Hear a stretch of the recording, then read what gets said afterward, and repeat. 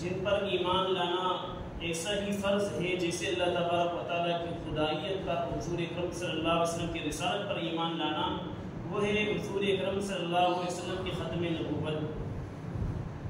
قرآن کریم کی بے شمار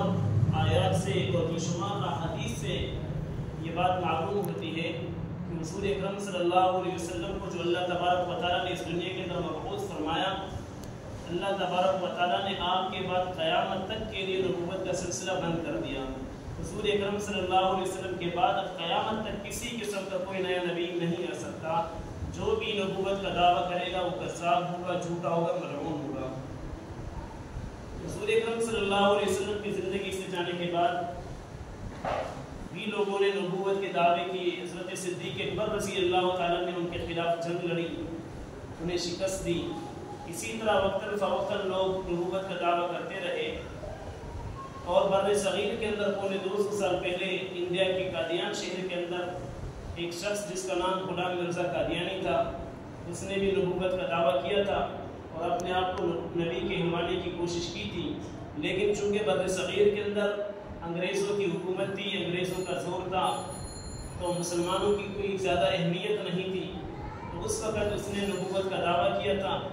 اس کی زندگی کے 2 حصے اگر شمار کر دیں تو 1839 کے اندر اس کی پیدائش ہوئی، 1880 تک تو اس نے کوئی دعویٰ نہیں کیا، وہ ایک عام مسلمانوں کی طرح پکا سچا مسلمان تھا اور اپنے آپ کو ایک بہت بڑا عالم کہلواتا تھا،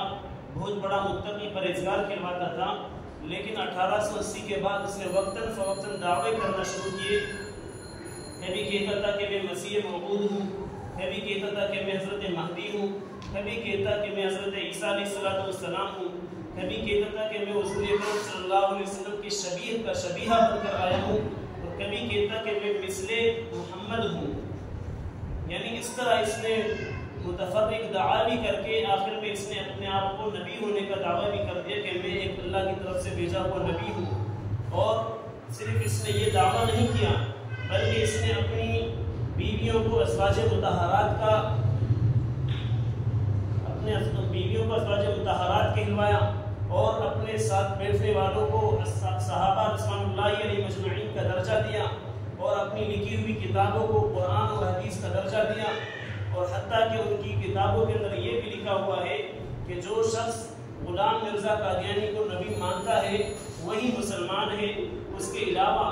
جو بھی شخص غلام مرزا قادیانی کی نبوت کا اقرار نہیں کرتا وہ سور ہے، اور ان کی بیویاں وہ ایک جنگل کی کتیا ہے۔ یعنی میرے اور آپ کے بارے میں ان کا یہ عقیدہ ہے، لیکن وہ چونکہ اس کی نبوت کی کوئی حقیقت نہیں تھی، ہر چیز کو اپنی طرف سے گڑا کرتا تھا، تو اس نے کلمہ جو ایجاد کیا تھا وہ بھی یہی کلمہ جو میرے اور آپ پڑھتے ہیں، لا الہ الا اللہ محمد رسول اللہ۔ اللہ تبارک و تعالیٰ کی ذات کا جو ہر نبی اپنے کلمے کے اندر اقرار کرواتے تھے، لیکن یہاں پر جو محمد کا لفظ آیا ہے یہ کہتا ہے کہ میرا آسمانوں کے اندر جو نام ہے وہ محمد ہے، تو یہاں پر اس نے محمد رسول اللہ اپنے آپ کو کہلوایا۔ تو اس طرح وہ یہی کلمہ پڑھ کر